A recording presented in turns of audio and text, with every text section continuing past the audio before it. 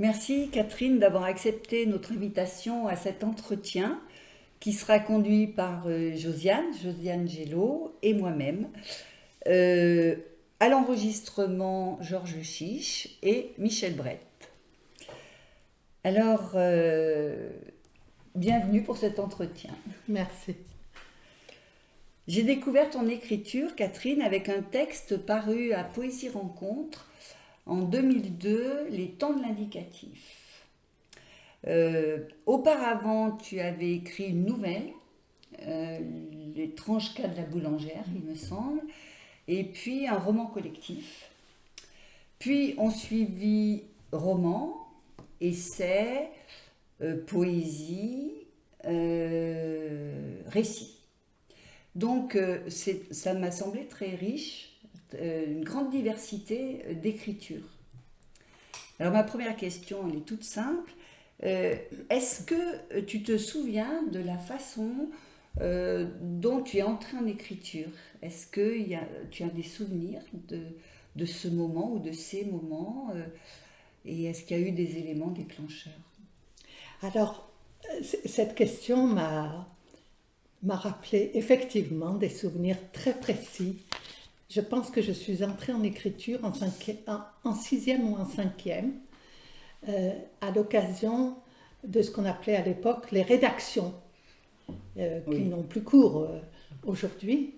Et je me souviens notamment de deux rédactions qu'on nous avait demandé sur le sujet le plus banal qui soit, une journée de vacances, et puis un autre peut-être un peu moins banal, un arbre, décrivez un arbre. Et j'avais alors, pour la journée de vacances, choisi de raconter une première journée à la mer avec mes parents. J'habitais alors à l'Est.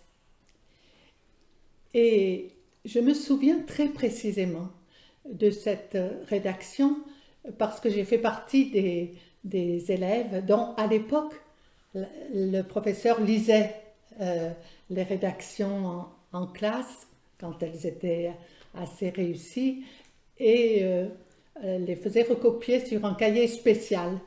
Voilà. Et donc je me souviens de ces deux rédactions et je me souviens d'un problème d'écriture. Parce que, à propos de la rédaction sur votre première journée, oui, ma première journée à la mer, je n'avais pas parlé, me semble-t-il, ou très peu, de la découverte de la mer. J'avais parlé du voyage en voiture, avec mes parents devant et puis les 4 enfants derrière. C'était une expédition. Et je me souviens que je m'étais posé une question d'écriture vraiment, parce que j'avais voulu restituer les dialogues de la famille et les questions des enfants que j'avais transcrites dans leur forme enfantine, à savoir c'est quand qu'on arrive. Et le professeur avait corrigé et m'avait expliqué que ce n'était pas possible dans une rédaction. Or, je m'étais posé la question. Je crois que c'est probablement une de mes premières questions d'écriture. Comment rendre au style direct, bien sûr, un dialogue qui n'est pas formulé dans la langue correcte, en quelque sorte. Voilà. Voilà, ça fait partie de mes premiers souvenirs et je pense que j'ai dû entrer en écriture à ce moment-là, me poser des questions de forme à ce moment-là déjà. Voilà. Ça m'est revenu. Et aujourd'hui, c'est quand qu'on arrive, ça serait accepté, je pense. Oui, je pense. Oui. Et quand on lit Faulkner ou beaucoup d'autres, oh là oui, on voit bien que les choses ont avancé et qu'on a un regard très différent aujourd'hui sur ce qu'on peut admettre en style direct ou même en style indirect. Oui.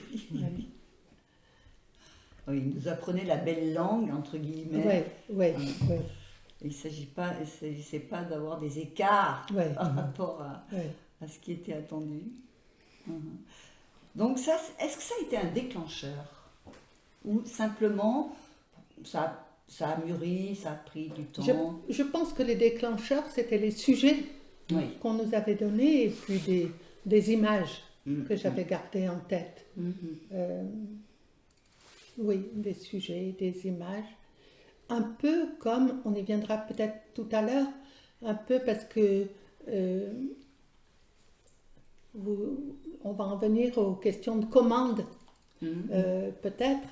Et un peu comme quand il s'agit d'une commande, en fait, c'est pas une commande, c'est une proposition. Oui. Mais j'ai toujours aimé les commandes, les propositions, Oui. parce qu'elles permettent de faire surgir ou ressurgir des matières, des images qu'on avait enfouies en soi, mais qu'on n'avait pas eu l'occasion d'explorer, de traiter, d'exprimer. Voilà. Et je pense que les déclencheurs, en l'occurrence, ça a été ces sujets. Je repense à ton première parution, en fait, L'étrange cas de la boulangère. Est-ce que c'est la première parution? Alors, je ne sais plus si c'est la première. Il y a peut-être eu, peut-être avant, un tout premier recueil de poésie, mais je ne sais plus, qui est épuisé de toute façon. Euh, Peut-être que c'est la première. J'avoue que ça remonte à loin. Tu avais quel âge? Tiens, bonne question. Quand tu as commencé à publier, tu étais toute jeune. J'étais déjà à un âge avancé, parce que j'ai écrit longtemps dans mon coin, Ah oui, sans rien montrer à personne. d'accord. J'ai attendu, je crois que j'avais la quarantaine. Ah oui, Ah d'accord. oui, j'ai attendu très longtemps. Je n'étais pas satisfaite de moi. Je ne pensais pas à une publication. J'écrivais parce que je ressentais ça comme un besoin vital. Oui, oui. Mais j'avais pas non plus beaucoup de temps. Il y avait le travail, il y Bien avait les sûr. enfants, il y avait... Donc c'était un peu... L'écriture venait dans des moments un peu volés. Enfin, vous savez ça. Et je ne pensais pas à publier pendant longtemps. D'accord. Mais moi, je dois dire, à l'occasion de cet entretien, j'ai découvert pratiquement toute ton œuvre, compte tenu du nombre d'ouvrages que tu m'avais passés. Oui. Et en lisant ces livres, donc il s'agit de récits, d'essais, de poésie, je trouve qu'on repère des thèmes récurrents. Exemple, le quotidien le plus banal, voire trivial, c'est la souffrance des exclus, des petites gens, les injustices. Bref, autant de thèmes qui semblent manifester de ta part une volonté d'engagement. Donc ma question, c'était, est-ce que ça répond à une nécessité intérieure, ce souci de ce... Alors, peut-être nécessité intérieure, mais en tout cas, je n'emploierais pas le terme Oui. d'engagement, parce que je n'ai jamais eu la volonté de m'engager. Il n'y a pas de volonté, il n'y a pas de préméditation de m'engager. J'ai été l'objet d'une très grande injustice quand j'étais petite. Et lorsque j'observe autour de moi des injustices, quelles qu'elles soient, je crois que cette injustice première remonte à la surface et me fait prendre les armes peut-être contre ce que j'ai observé comme injustice. Ça redonne vie à la première injustice. Et à ce moment-là, il y a quelque chose qui déborde en moi et qui va passer dans un texte. Mais il n'y a pas eu volonté de ma part. Je ne souhaite pas du tout m'inscrire. Je n'aime d'ailleurs pas beaucoup le terme. Je souhaite en tout cas pas du tout m'inscrire comme un auteur engagé. Je peux donner un exemple peut-être. il y a eu, alors je ne sais plus en quelle année, c'était au moment juste avant Rage, avant l'apparition de Rage en 2011, donc ça doit être en 2010, je ne sais pas si vous vous rappelez, euh, c'était à Haïti, je crois, vous me corrigez si je me trompe, euh, il y a eu des choses terribles qui se sont passées et les enfants, la population, dans une grande famine, en est venue à manger des galettes de boue. C'était de la boue qu'on ramassait, qu'on pilait, et puis ensuite on faisait sécher ça au soleil, et les enfants, les femmes, enfin tout le monde mangeait ensuite ces galettes de boue. J'ai vu des photos de cela. Et ça m'a... Cette image d'enfants, de femmes en train de manger des galettes de boue, parce que c'était la seule chose qu'on avait, c'était facile de ramasser de la boue et puis de l'aplatir en galettes. Et voilà, et là ça a débordé.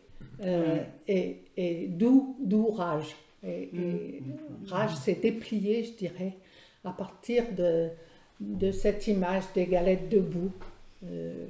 Voilà, ça se passe comme ça en fait. Je ne décide pas à l'avance d'écrire un texte contre telle ou telle chose, mais voilà. En fait, oui, c'est plutôt le fait de te sentir concerné par ce dont tu es témoin. Oui, Ouais, je me sens c'est- concernée. ouais, Oui, c'est ça. Ouais. oui. Oui, je ne peux pas m'abstraire de... Mhm. J'ai oublié le titre de ce récit où tu relates cette première injustice. Oui, c'est une longue histoire. Ah oui, Voilà. que je trouve magnifique aussi. Oui. Mhm. Ouais. Oui. Mhm. D'accord. Alors, toujours pour continuer ta question, Josiane, à propos de ces thèmes, donc le quotidien le plus banal, la souffrance des exclus, les injustices, tu n'es jamais dans le pathos parce que ton point de vue est externe, distancié. La description des faits est souvent méticuleuse, comme dans Rage et Récit.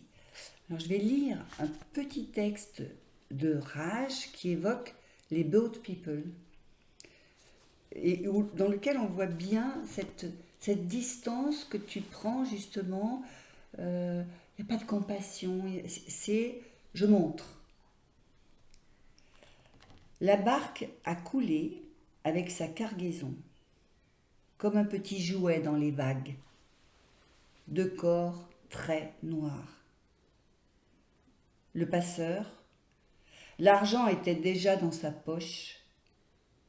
Un homme sympathique au demeurant, aimant plaisanter. Donc, ma question c'est, ça doit rejoindre peut-être encore ce que tu disais à Josiane, pourquoi ce choix d'une écriture justement souvent, sauf dans certains textes où tu dis je rêve, voilà, mais une écriture distanciée. Est-ce que tu te méfies de l'émotion ou de la poésie, de la célébration entre guillemets? Tu n'es jamais dans la poésie de ce que j'appelle moi la poésie de la célébration, qui c'est dur. Je veux dire, tes textes sont souvent très durs, très distants, et donc est-ce que c'est un choix conscient de cette écriture-là? Oui, c'est un choix. C'est un choix. Je déteste le pathos. Oui. Je déteste le lyrisme. Enfin, du moins lorsqu'il risque de devenir mièvre. Voilà. Et je pense que j'ai peut-être un filon lyrique en moi et je m'en méfie beaucoup. Et souvent, lorsque j'ai écrit un texte, je le relis avec un regard très critique par rapport à ce filon lyrique en gommant, en élagant, en épurant. Je ne veux pas de ça. Voilà. Et je pense que c'est une hypothèse de ma part. Les faits sera peut-être plus fort si on évite justement le lyrisme. Et je pense aussi que ce n'est pas avec de bons sentiments qu'on fait de la bonne littérature. Et donc oui, je ne veux pas fonctionner à l'émotion, du moins une émotion compassionnelle, larmoyante. Ça, je ne veux pas de ça. Voilà, ça c'est vrai. Oui. Oui. Et c'est vrai que je suis très lente à écrire. Je passe énormément de temps sur un texte. Il y a des textes qui mûrissent pendant 10 ans, 15 ans avant d'être proposés à un éditeur. Et ces années sont consacrées en partie à étoffer le texte, bien sûr, mais à l'élaguer, à l'apurer après une première rédaction. Le grand, en t'écoutant, je pense que pour moi, le grand texte lyrique, tu me diras si ça convient, que tu as écrit, c'est La robe de mariée. Mais il est écrit du point de vue de cette femme et elle est totalement dans l'émotion, mais comment dire, à fleur de peau. Et quand tu te mets dans un personnage comme cette femme, là, tu t'autorises au lyrisme, enfin à mon avis, Oui. et c'est magnifique. C'est Oui. vraiment un texte moi, qui me touche énormément. Oui, peut-être. Peut-être. Je pense qu'il y a peut-être un texte lyrique de ma part. C'est la deuxième partie d'une longue histoire où je parle d'un territoire dans lequel j'ai pu entrer quand j'étais enfant, qui est connu parce que c'est un... La bambouseraie. Voilà, c'est un lieu qui est devenu un lieu touristique relativement connu, mais qui à l'époque ne l'était pas, qui est une forêt de bambous, un lieu très particulier et qui a été... il l'est un peu moins maintenant à cause des touristes qui ont envahi ce lieu et des transformations modernes et un peu commerciales de ce lieu, mais c'était un lieu absolument magique, d'autant plus pour une enfant. Et je pense que là, peut-être, j'ai pu aller jusqu'à un certain lyrisme dans la description de ce lieu parce que je souhaitais que le lecteur, la lectrice, ressente la magie de ce lieu. Voilà. Donc peut-être c'est un des rares. Tu as raison pour La robe de mariée, mais peut-être c'est un des rares textes où je me suis autorisée un peu de lyrisme. Parce que tu es le point de vue est totalement intérieur, c'est-à-dire c'est le point de vue de cette femme, quoi. C'est elle qui parle. Oui. Et elle est dans l'émotion constante. Oui, bien sûr. Oui. Quand tu parlais de ton travail, moi j'avais relevé, je crois bien que c'est dans Une si longue histoire, en travaillant avec minutie, en trouvant les mots exacts, à défaut de maîtriser ma mémoire, mon passé, je pourrais maîtriser ce que j'en écris, retenir, élaguer, épurer, mettre en relief. Voilà. Oui. Oui, je pense que ça correspond bien à la façon dont j'avance peu à peu dans un travail. Moi, effectivement, depuis le début, on sent bien qu'il y a une grande diversité dans les formes que prend ton écriture. Et la question que je me pose, enfin que je voudrais te poser surtout, c'est la poésie. Est-ce que c'est une forme qui est venue assez tôt ou quand est-ce que tu es allé vers l'écriture de la poésie? euh, toutes les formes d'écriture ont été concomitantes, je pense. D'accord. Je ne choisis pas, les choses viennent comme ça. Ça a été très très rare, je pense, que je me sois interrogée sur la forme qu'un texte allait prendre. Cela va être une forme poétique ou cela va être de la prose, les choses sont immédiates. D'accord. Peut-être pour un texte, peut-être j'ai dû hésiter. Mais ce que je voudrais dire à ce sujet, c'est qu'en fait, ce qui m'intéresse surtout, c'est de travailler entre les genres. C'est de travailler dans l'entre-deux. De travailler dans les marges. Oui, c'est très net ça, oui. Entre la poésie et la prose. Je ne fais pas forcément... Je pense que dans la robe de mariée, il y a des passages de poésie. J'ai pensé au Cantique des Cantiques, bien entendu, dans certains passages du texte. Et voilà, je ne dissocie pas fondamentalement les textes dans Le Voleur de Feu.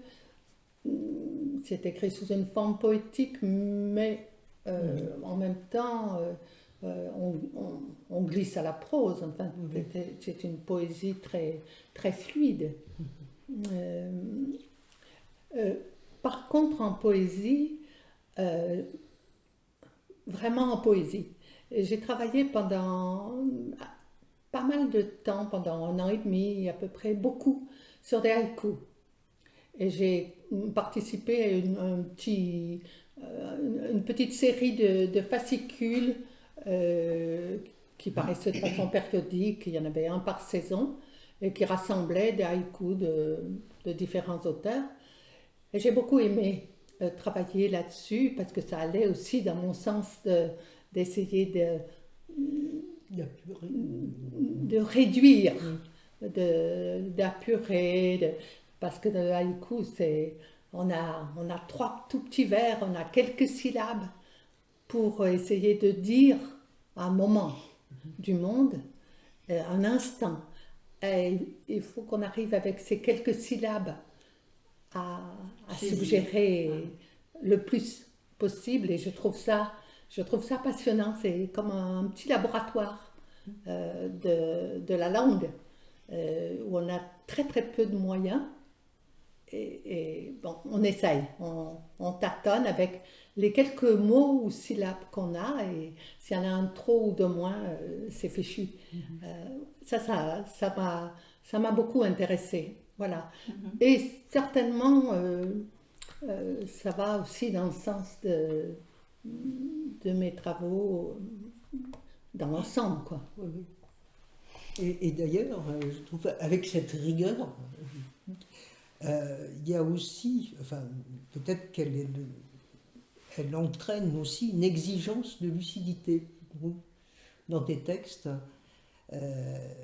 qui ne désespère pas du monde, une lucidité qui laisse espérer, je trouve. Et donc, mais je perçois dans les 3 recueils de poésie, il y a quand même pour moi une petite nuance. Dans les 3 recueils, l'écriture est empreinte de délicatesse, je trouve, et elle me paraît plus aride dans les textes en prose. Et en fait, est-ce que la forme résonne avec ce que tu exprimes de ta perception du monde? Dans le sens que tu dis, je n'en ai pas conscience. Non. L'influence, si j'écris sous une forme poétique, c'est simplement que je dois synthétiser plus, je dois être encore plus dans la précision, mais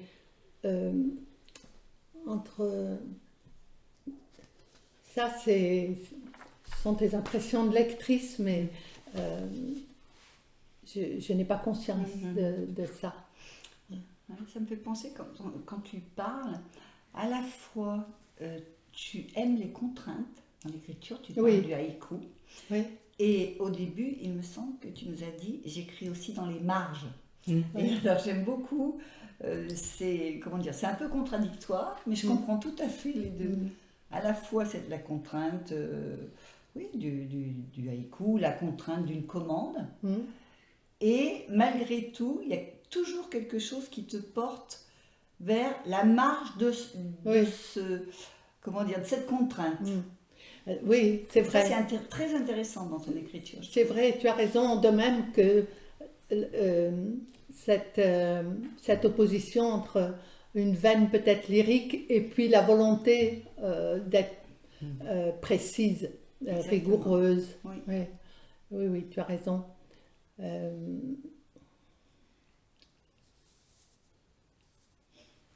J'avais pensé à quelque chose, mais ça m'a échappé. Ça reviendra, c'est pas grave.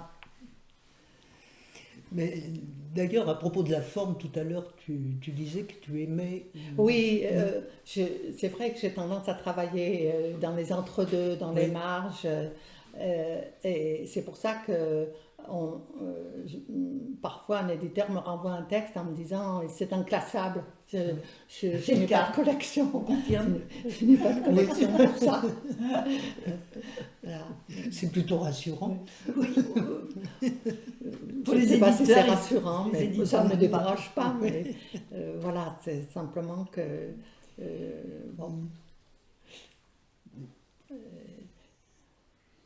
Je pense qu'on va y venir aussi à propos du réel et de la fiction. Oui, oui, Oui. oui. Oui.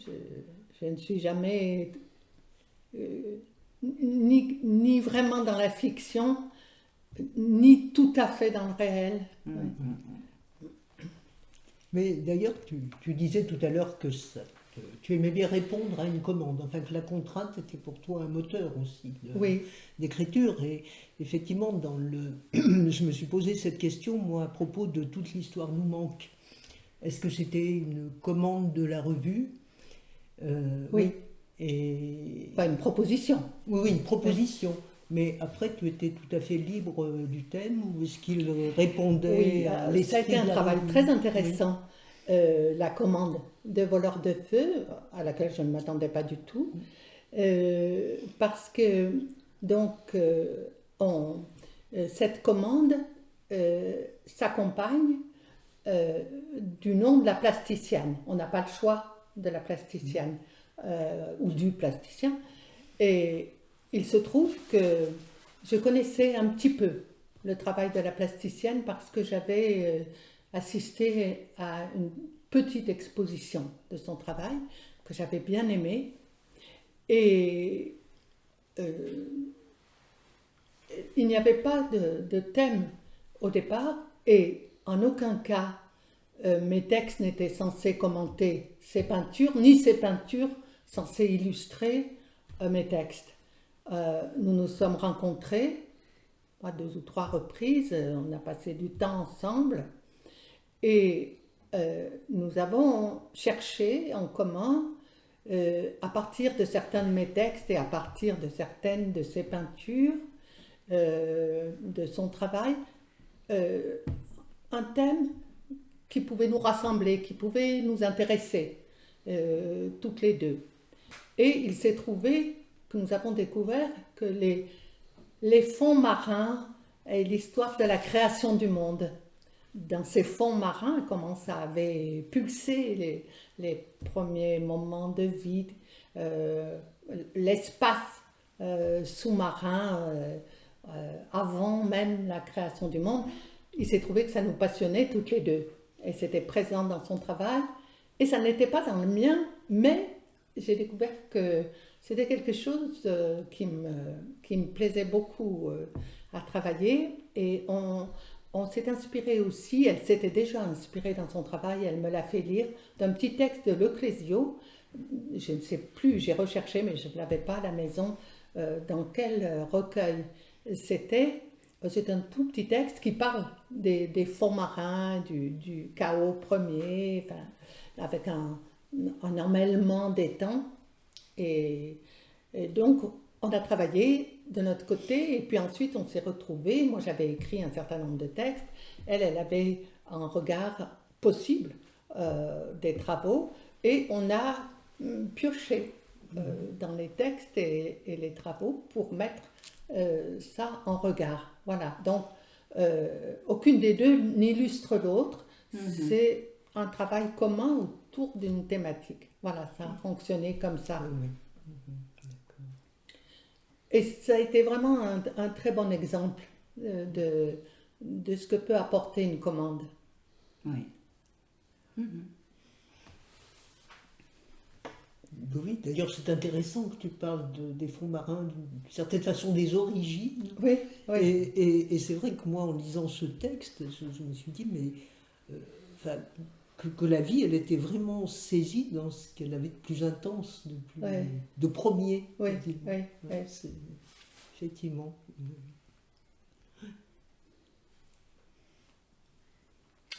Alors, il y a une caractéristique pour moi de tes écrits, Catherine, c'est le passage du réel vers l'imaginaire, la fiction.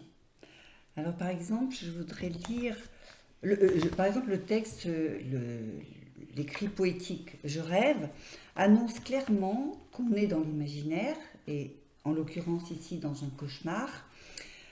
Et je vais lire un poème de Je rêve, un ou deux d'ailleurs. Le maître de jeu annonce qu'à la fin de la nuit, les perdants seront décapités. Je suis sûr de perdre. Autre texte. Le train file à travers la campagne grise et verte.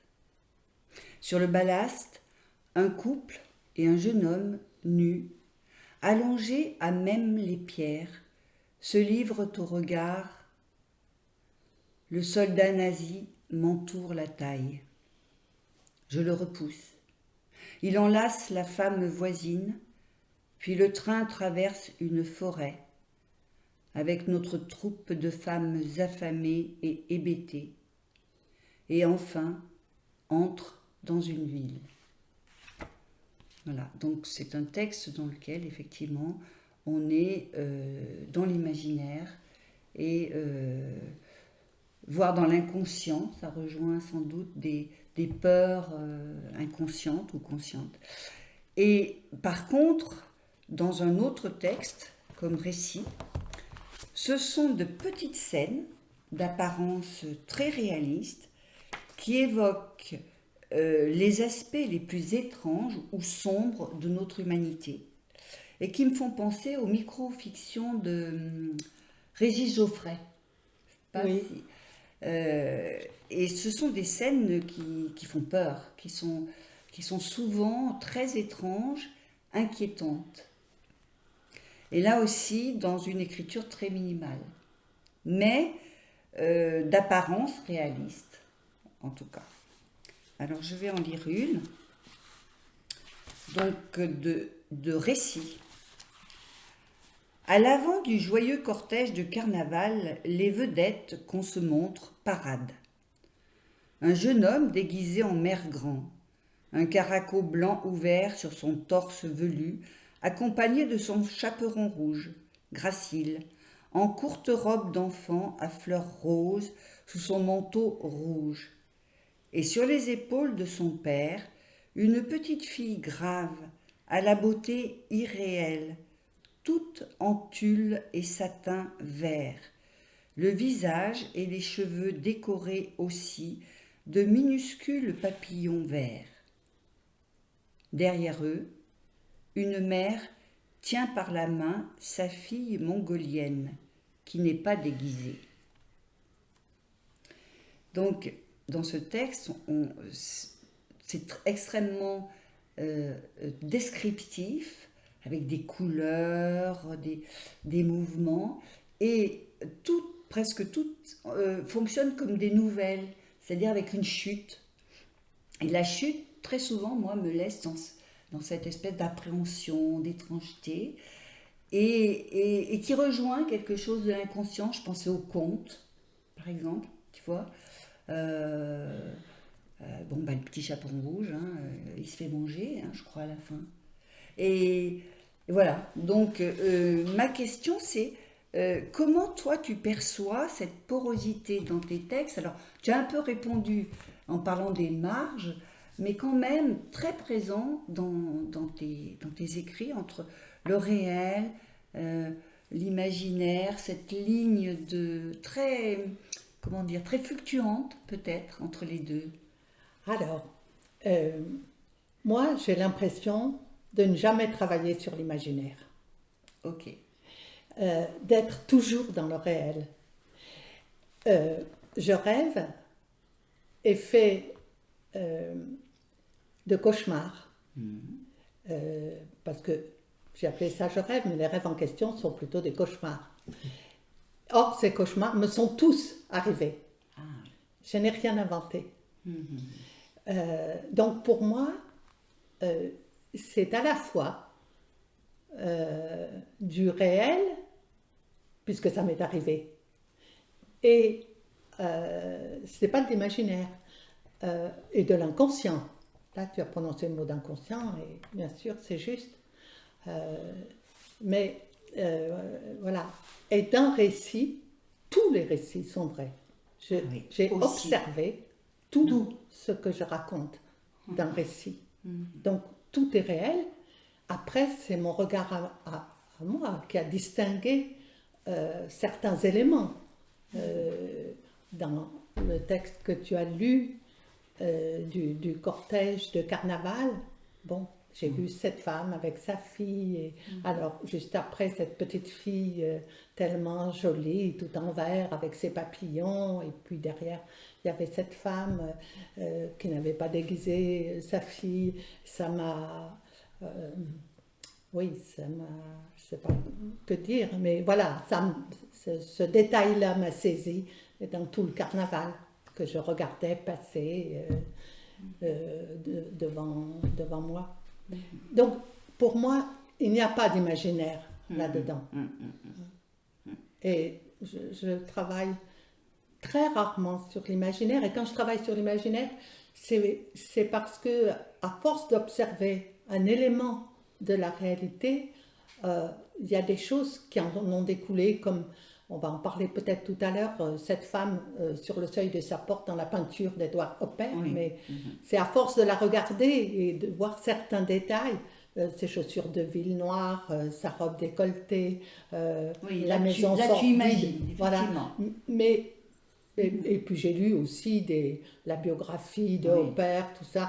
Donc je pense qu'il y a très peu d'imaginaire et je ne travaille pas avec ça. Euh, alors tu parles aussi d'inquiétude. Moi, je crois que je suis une femme inquiète d'abord. Alors, ça doit passer dans mes textes. Et j'ai envie de provoquer ça aussi chez le lecteur. J'ai envie de le rendre un peu instable. J'ai envie qu'il se demande qu'est-ce que c'est que ça? Qu'est-ce que c'est? Peut-être, est-ce que c'est de la réalité? Est-ce que c'est vrai ou quoi? Oui, je pense que des fois, quand on observe beaucoup, de façon très très attentive, quelque chose, il y a une sorte de sidération qui se produit, et le réel à ce moment-là devient autre, il se charge d'autre chose. Voilà. Donc oui, c'est ça que j'ai envie aussi de faire passer. Oui, et puis de déranger. Je crois que je le sens aussi comme ça. Tu viens de le dire, tu as dit peut-être déstabiliser aussi un peu le lecteur, et pourquoi pas. Oui. Oui. Oui. Et aussi, comment dire, dans ces textes, très souvent, c'est vraiment, je reviens, il me semble que je l'ai dit au début, ce qui me frappe, c'est que ce qui apparaît, c'est la face trouble, voire sombre de l'humanité. Et j'allais dire en poésie lyrique, entre guillemets, parce que c'est très large la poésie lyrique aussi, hein, on va pas... ça se distingue de ça aussi. Je trouve que tu dis, bah, la poésie, c'est pas que ça. Et je reviens peut-être à la question, tu as peut-être répondu. Quand par exemple, cette scène de ce carnaval, qu'est-ce qui fait que le regard du photographe, poète Catherine Bataillelli voit ça, et puis tout à coup, la dernière image voit, j'allais dire, l'horreur, entre guillemets, de cette maman avec sa petite fille qui est mongolienne et pas déguisée. Ça, je trouve ça très intéressant. Alors, Est-ce que tu portes un regard sur le monde pessimiste? non, Non. non, Voilà. je ne suis pas une femme pessimiste. D'accord. Non. Non, parce que, par exemple, dans la robe de mariée, mon regard est optimiste, fondamentalement optimiste.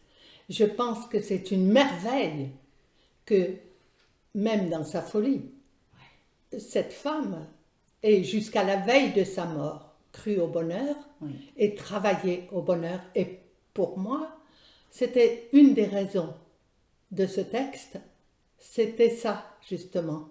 Une des raisons de ma fascination pour cette robe de mariée, c'était justement ce travail au bonheur jusqu'à la mort. Oui. Cette femme rêve de se marier depuis toujours. Elle a la soixantaine. Elle est les cheveux clairsemés, le corps abîmé, elle est borgne, elle est... Il n'y a aucun espoir, de façon réaliste, qu'elle trouve un prince charmant. Oui. Mais ça ne fait rien. Elle brode sa robe de mariée. Alors évidemment, elle est folle. Mais malgré tout, je trouve que c'est extraordinaire et que ce soit une femme qui porte jusqu'à la mort ce témoignage d'espoir, même si c'est un espoir provoqué par la folie, ça me plaît. Bon, peut-être le verbe « ça me plaît » n'est pas bon, mais c'était quelque chose qui me fascinait là-dedans. Non, je ne suis pas du tout pessimiste. Je vois parfois des choses tristes, des choses qui peuvent me révolter, des choses... Mais je n'ai pas un regard, peut-être que ça le paraît au lecteur. Non, pas dans ce texte. Ouais, pas du tout. Mais ce n'est pas mon intention, en tout cas, et ce n'est pas dans ma nature.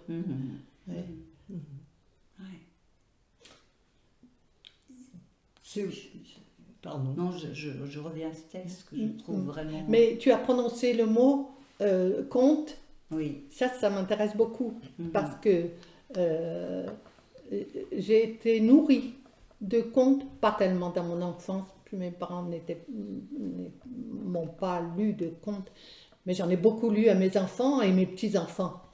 Et ça m'a beaucoup travaillé. J'aime beaucoup les contes, parce qu'il se passe des choses horribles dans les contes, même si, comme disent mes petits-enfants, il y a des versions moins tristes, et puis des versions plus tristes, comme celle du petit chaperon rouge, parce qu'elle est mangée, mais dans certaines versions moins tristes, on la ressort du ventre du loup.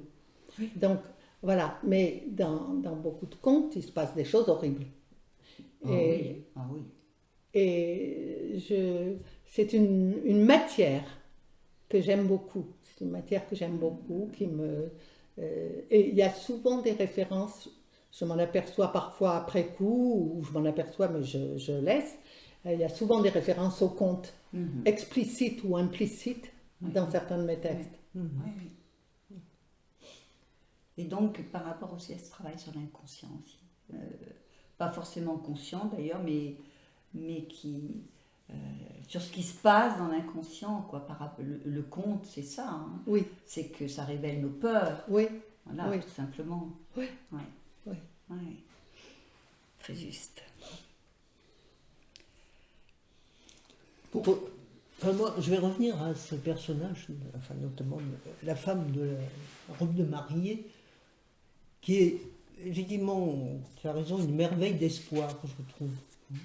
Et quand tu décris son corps, je trouve que ce corps est complètement transcendé parce qu'il est à l'œuvre sur un ouvrage interminable, enfin, sur un ouvrage qui est un ouvrage d'espoir, qui qui lui ouvrira les portes de l'enfermement, qui la sortira de l'enfermement. Je trouvais d'ailleurs qu'il y avait des accents mystiques dans ce texte. Oui, oui, on peut supposer. Elle est issue d'un milieu catholique, Oui. certainement, et Oui. elle est à ce moment-là, les asiles, que ça s'appelait pas encore asile psychiatrique d'ailleurs, l'asile tout court était. C'était des religieuses qui. Donc il y avait une chapelle, donc il y avait certainement une atmosphère, un milieu assez plus ou moins religieux, même si les médecins n'étaient pas du tout bon.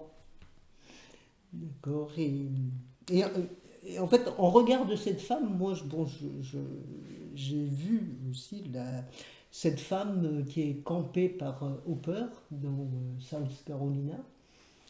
Et là, on a une femme dont le corps est, enfin, c'est comme ça que je l'ai perçu, était érotisé, enfin, comme enfermé dans sa condition d'objet voué à la prostitution. Alors c'est comme ça que moi j'ai projeté. Et elle est campée dans l'encadrement d'une porte, je trouve, comme figée dans un rêve d'une impossible évasion, je trouve. Et je voulais savoir si toi, si tu faisais un lien, si pour toi il y avait un lien entre ces deux figures de femmes qui semblent être complètement à l'opposé. Je n'y avais pas pensé avant, mais après coup, je me suis dit oui, c'est intéressant parce que effectivement, il y a des choses communes à ces deux femmes, c'est qu'elles sont abandonnées et elles attendent. Elles sont abandonnées du monde, dans le cas de Marguerite Sirvens. Sa famille ne viendra pas la voir, ou peut-être une fois, je crois, pendant les très nombreuses années où elle sera enfermée. Et cette mulâtresse peinte par Hopper semble abandonnée aussi, et elle attend. Je ne vais pas jusqu'à en faire une prostituée, je ne sais pas. Oui, Elle attend quelqu'un. Elle est visiblement abandonnée dans une maison décrépite, étrange. Et elle attend probablement vainement et depuis longtemps. Il n'y a pas de valise, de sac, on ne sait pas. Donc je pense qu'il y a en commun la solitude. Il y a la solitude de la folie chez Marguerite, de l'abandon et de la folie. Et puis l'attente de quelqu'un qui pourrait l'épouser. Et puis dans l'autre, il y a l'attente de quelqu'un, on ne sait pas qui ne viendra probablement pas non plus. Donc elle partage ça en commun. Et je pense que, mais je l'ai vu grâce à vous, je pense que c'est ce qui m'a touchée chez ces deux femmes, enfin, en partie ce qui m'a touchée chez ces deux femmes. Ce qui est, oui. Ce que je trouve intéressant, c'est que finalement, il y en a une qui attend, qui est dans des murs, enfermée, Oui. et l'autre qui est face à un horizon Oui. absolument Oui, c'est vrai. très très ouvert, Vide. Oui, c'est vrai. Oui, et vide, effectivement. Oui. On dirait que la maison, elle est posée. Oui. Oui. Oui. On dirait une maison en carton posée Oui. nulle part. Oui. C'est très étrange. Oui. Mais tu vois, avec ta question, hier soir, je sais plus, il y avait quelque chose sur Hopper. Oui. Et sa femme, oui. Oui. Sa femme, d'ailleurs, j'ai appris que ses peintures, il en reste 4, les autres ont été mises à la poubelle. Bon, enfin bref, c'est en aparté. Mais c'est vrai que je trouve que Hopper, moi, c'est quelqu'un, pour moi, qui est toujours dans l'étrangeté, qui me renvoie de l'étrangeté. Mm. Et, ça ne m'étonne pas que tu aies choisi, que tu aies choisi de travailler Oui. sur ce peintre. Oui. Il questionne. Mm. Il questionne, et je pense que tes textes questionnent aussi. Oui. C'est dans ce sens-là. Oui. Et puis, c'est vrai que Chantal parlait tout à l'heure, par rapport à tes textes, de photos, enfin, d'un instantané. Oui. Bon, la peinture d'Hopper, Oui. enfin, il y a quelque chose d'un peu limite. On pourrait penser que c'est une photo. C'est aussi, parfois, le tableau. Et moi, à ce sujet, même au-delà de la photo, j'ai perçu dans ton écriture comme un mouvement de caméra. C'est ce qui rejoint un peu à ce que disait Chantal tout à l'heure par rapport à... Dans la structure narrative, on a d'abord un champ assez large, et puis petit à petit, la caméra se resserre jusqu'à la chute du texte. Ça fonctionne un peu comme un révélateur dans le développement d'une photo, je trouve. Et je me suis demandé si tu étais sensible toi-même à ce mouvement de ton écriture, à cette approche picturale.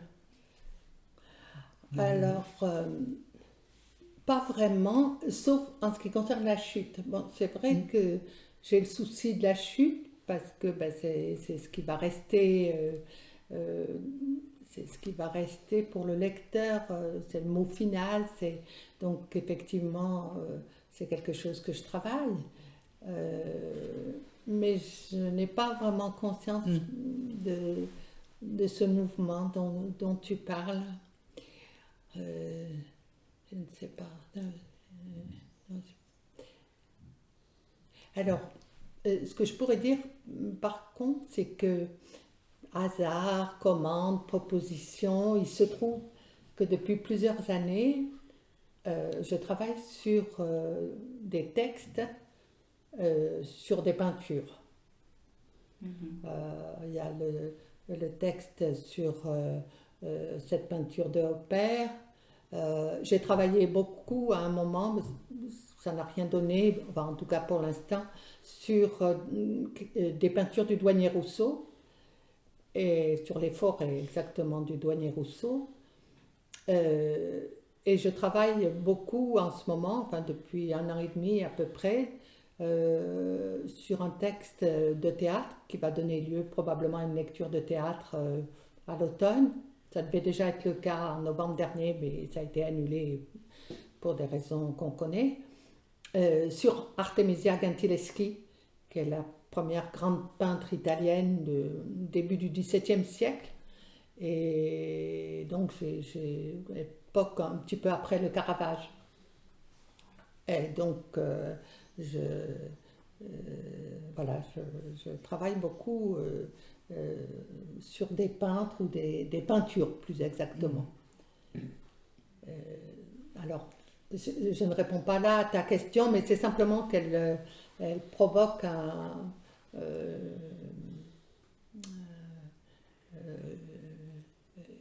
peut-être une structure narrative, quelque chose. Une idée quand même.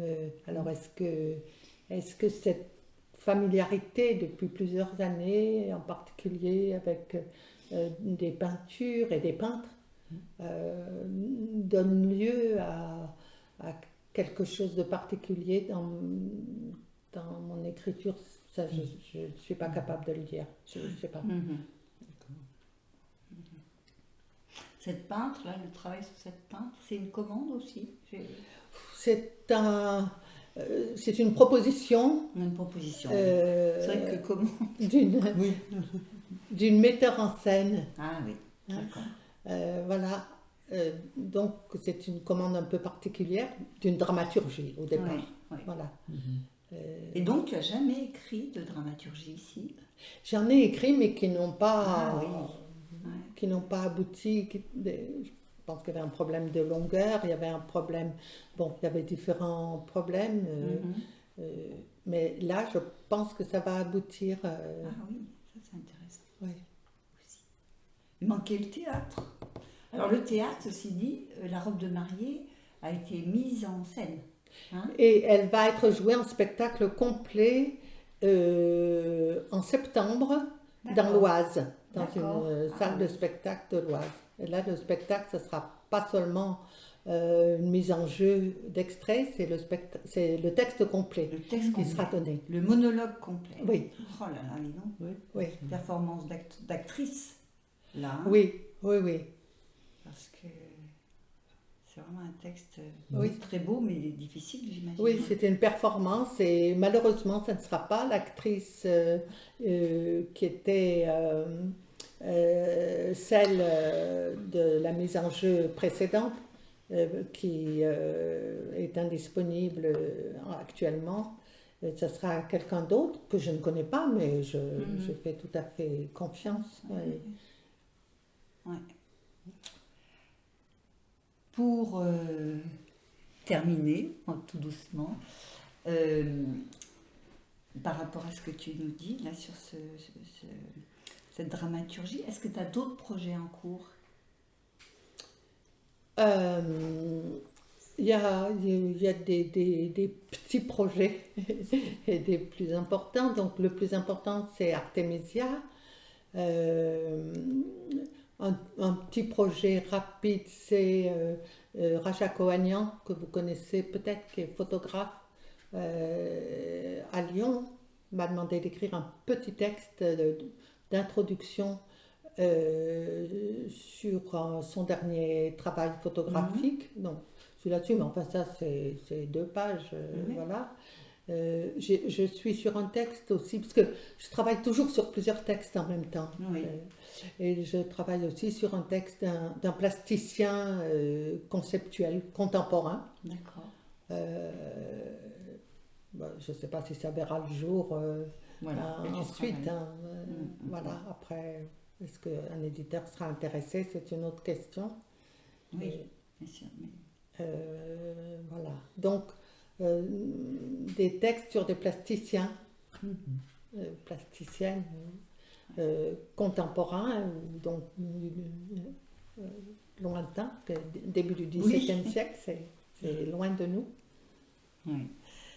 Et une question qu'on n'a pas posée, c'est est-ce que tu, dans tes lectures, tes propres lectures, est-ce que tu as été influencé, entre guillemets, ou est-ce que des lectures t'ont fait avancer dans ton propre travail? Je ne sais pas. Je ne sais pas parce qu'il y a des auteurs que j'aime beaucoup, que je relis souvent. Je pense à Bergogneau, par exemple. Ah oui. Je pense à Anke. Je pense à Lobo Antunes. C'est dans un genre très différent, chacun, mais c'est vraiment des écrivains que j'aime beaucoup, que je lis plusieurs fois par an. Ou Thomas Bernard. Mais je suis incapable de dire s'ils ont exercé une influence sur moi. Peut-être Thomas Bernard par ce côté un peu haletant de cette prose qui semble toujours arriver au bout d'un essoufflement pour traduire l'intériorité. Et peut-être que dans certains de mes textes, cette influence se perçoit. Je ne sais pas, peut-être. En tout cas, ce sont des auteurs qui m'ont nourri. Et tu lis beaucoup? Je lis beaucoup, oui, je suis une grande lectrice. Et là aussi, comment dire, tu as des choix ou non? C'est très large comme... C'est très large. C'est très large. Il y a des relectures donc de ces écrivains. Je ne sais pas, je m'étais amusée à faire une petite liste. Michon, Pierre Michon. Bernard Chambaz, j'aime beaucoup sa poésie. Hélène Cixous, pour laquelle j'ai une admiration sans borne, Lydie Salver, Jeanne Sacré, j'aime beaucoup la poésie aussi, Marguerite Duras, François Bon, enfin c'est des gens oui, je peux dire que chaque année, je relis ou je lis, pour ceux qui sont encore vivants et qui continuent à écrire, des textes d'eux, avec grand plaisir. Et puis je lis des textes qui paraissent et qui m'intéressent. Voilà. Je pense à, par exemple, la prose extraordinaire de Mathieu Riboulet, qui est mort il n'y a pas très longtemps. Oui. Et je suis aussi béate d'admiration. Des fois, quand je referme un livre de ces gens-là, je me dis, je ferais mieux de faire de la cuisine plutôt que de continuer à écrire. Non, parce que de Catherine, toute façon, on te je ne me sens pas les compétences pour arriver à ce seuil. Voilà. Et puis oui, je lis par exemple une auteure que je connaissais très peu et que je découvre en ce moment au fil de l'actualité un peu. C'est celle qui a écrit Girl et qui a écrit une Irlandaise. O'Brien? Non.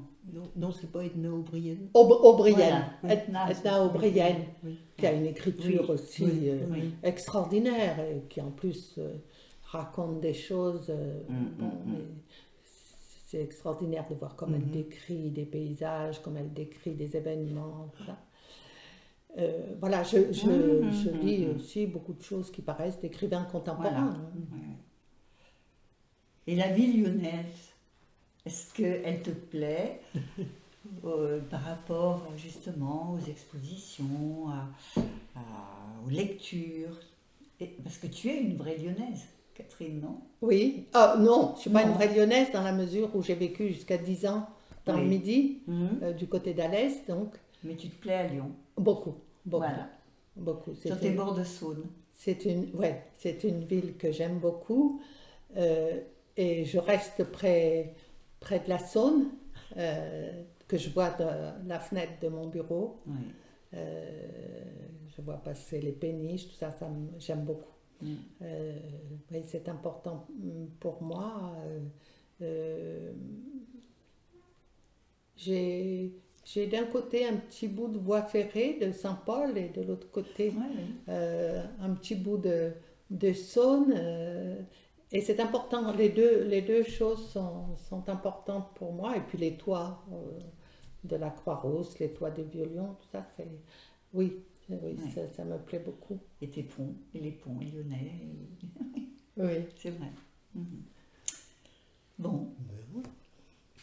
On a fini, Catherine. Eh bien, merci. C'était Merci très beaucoup. intéressant. Merci Est-ce que beaucoup pour à vous. terminer, tu accepterais de nous lire un texte, même bref? Alors, donc, c'est le début de Voleurs de feu. Oui. Oui.